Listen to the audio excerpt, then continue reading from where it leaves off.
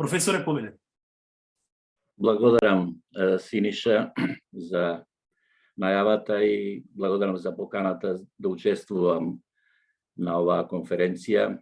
Покрај многуте негативни работи што ги донесе пандемијата, има и некои позитивни, а тоа е да може да се работи од дома. Веќе во западните земји на широко тоа почна да се применува, а ево и конференции да се организираат на ваков начин. Го спомнавте професорот Иса Кадиџес, кога бев јас во владата, тој ни држеше курс на една група на министри од владата на чело со тогашниот премиер, како да се соочуваме со конфликтни ситуации, како да ги разрешуваме тие конфликтни ситуации, и ни остави вака една многу пријатни спомени имам од тој курс што го држеше. Дали се слушаме? Добро. Сега нешто се меша, не можам да. Ако добро, можете да продолжите, професор. Да, може. Ако треба сега на темата да се вратиме на првото прашање, причините веќе се опште познати за инфлацијата што се појави во целиот свет, па и кај нас.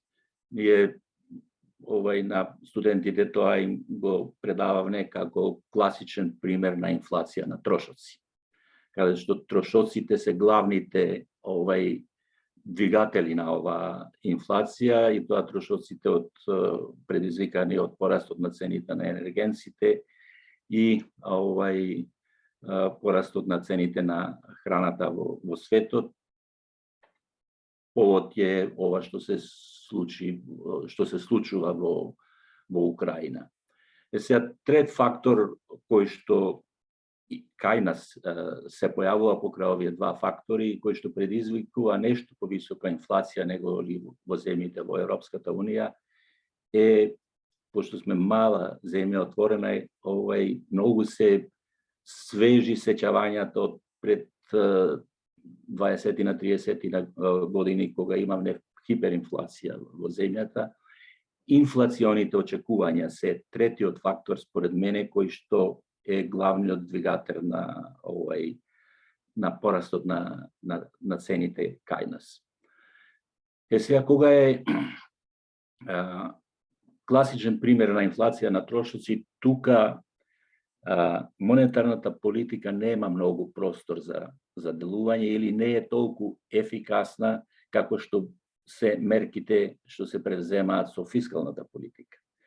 Народната банка превзеде одредени мерки, тие се во ред за смирување на инфлацијата, меѓутоа, за разлика од земите со развиена пазарна економија, да речеме од земите од еврозоната, кај нас нема таква меѓузависност помеѓу мерките што ги превзема нашата централна банка и комерцијалните банки, заради тоа што нашите комерцијални банки пливаат во ликвидност и немаат толкава потреба од ликвидносни средства од нашата централна банка, како што имаат во овие земји во еврозоната, и заради тоа таму е подигањето на референтните каматни ставки на централните банки има многу поголемо влијание и побрзо влијание отколку што е кај нас.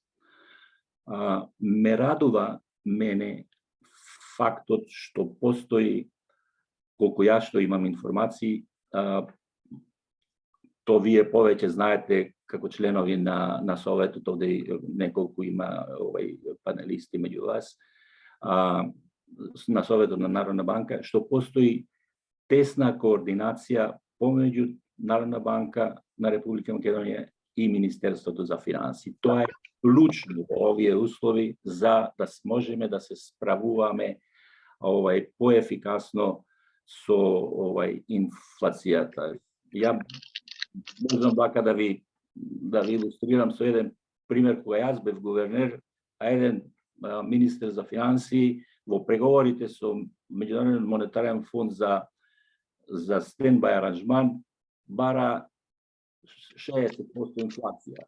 Луѓето во несвест уште малку да паднат кога им го спомнува тоа и веднаш ги прекина преговорите, побараа средба со премиерот, вика исто и јас мислам ќе го решиме проблемот на невработеноста со висока инфлација и со висока девалвација. Сега од таа состојба тогаш и сегашната состојба на стручноста на луѓето и во Народна банка и во Министерството за финансии што ги водат е сосема, тоа ми дава да бидам оптимист дека ќе се справиме со ситуацијата и колку да е тешка.